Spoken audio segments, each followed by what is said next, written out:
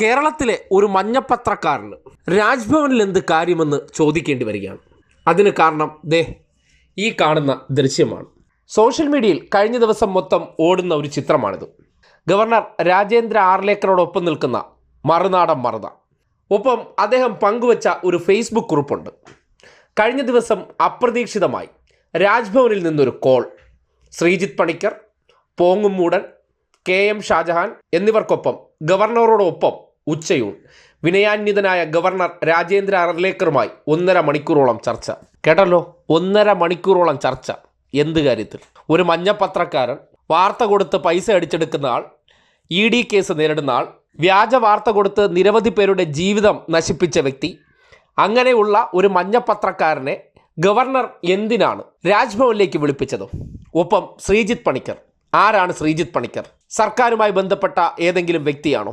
അല്ലെങ്കിൽ കേരളത്തിൽ ഏതെങ്കിലും ഉത്തരവാദിത്തപ്പെട്ട പദവിയിലിരിക്കുന്ന ആളാണോ? ഏഷ്യാനെറ്റിൻ്റെ വൈകുന്നേരത്തെ ഭജന സംഘത്തിലെ മുഖ്യ തകിലടി തൊഴിലാളിയായിട്ടുള്ള ശ്രീജിത്ത് പണിക്കരെയും വായ്പോയ കോടാലിയായ KM ഷാജഹാനെയൊക്കെ എന്തിനാണ് രാജ്ഭവനിലേക്ക് വിളിച്ചു വരുത്തി എന്നുള്ള സ്വാഭാവിക ചോദ്യമില്ലേ? ഇവരൊക്കെ കേരളത്തിൻ്റെ പുരോഗതിക്ക് വേണ്ടി എന്ത് ചെയ്യുന്നവരാണ്? ഈ നാട്ടിൽ ഭിന്നിപ്പുണ്ടാക്കുന്ന, വർഗീയപരമായി ചേരിതിരിവുണ്ടാക്കുന്ന, പരസ്പരം വിദ്വേഷം ജനിപ്പിക്കുന്ന തരത്തിലുള്ള പ്രവൃത്തികൾ ചെയ്യുന്നവർ. അവരെ വിളിച്ച് രാജ്ഭവനിൽ പ്രത്യേക ഉച്ചയൂണ് കൊടുക്കേണ്ട കാര്യമെന്താണ്? ഈ നാട്ടിലെ ജനങ്ങളുടെ നികുതിപ്പണം ഇതുപോലുള്ള മഞ്ഞകളെ തീറ്റിപ്പോറ്റാനുള്ളതാണോ? അല്ല, സമൂഹത്തിന് ക്ഷുദ്രജീവി പ്രവർത്തനങ്ങൾ ചെയ്തുകൊണ്ടിരിക്കുന്ന ഈ ജന്തുക്കൾ, ഇവരെ സൗജന്യമായി സൽക്കരിക്കാനായിട്ട് എന്ത് യോഗ്യതയാണ് ഇവർക്കുള്ളത്? അതിനെ സംബന്ധിച്ചൊക്കെ രാജ്ഭവൻ വിശദീകരിക്കേണ്ടേ? രാജ്ഭവൻ ചെലവാക്കുന്ന പണം എന്ന് പറഞ്ഞാൽ അത് ഗവർണർ ആർലേക്കറുടെ വീട്ടിൽ നിന്ന് കൊണ്ടുവരുന്ന പണമല്ല. ഇവിടുത്തെ പൊതുജനങ്ങളുടെ നികുതിപ്പണം. അത് സർക്കാർ ഖജനാവിലേക്ക് എത്തി സർക്കാർ ഖജനാവ് ചില രാഷ്ട്രീയ വിശ്രമ ജീവിതം നടത്തുന്നവരായ പോറ്റുന്ന രാജ്ഭവനിലേക്ക് കൊടുക്കുന്ന പണമാണ്.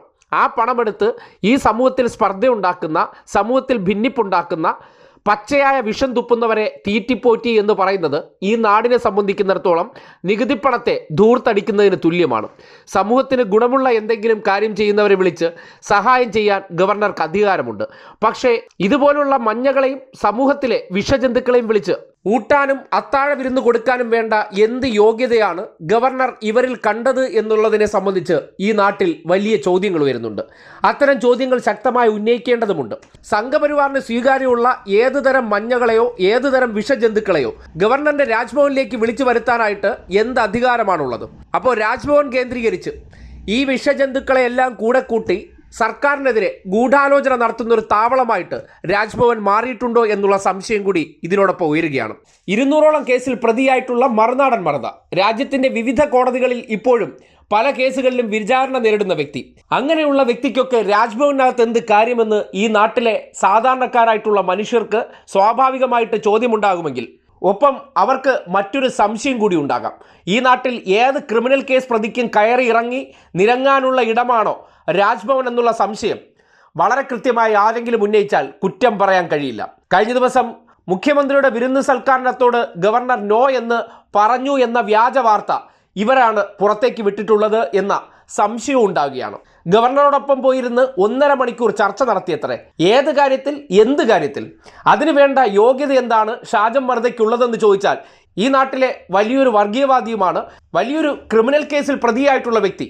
അയാൾ ഗവർണറുമായി ഉച്ചയൂണും നടത്തിയിരിക്കുന്ന ചർച്ച അത് കേവലം നിഷ്കളങ്കമായിട്ടുള്ളൊരു ചർച്ചയായിരിക്കില്ല.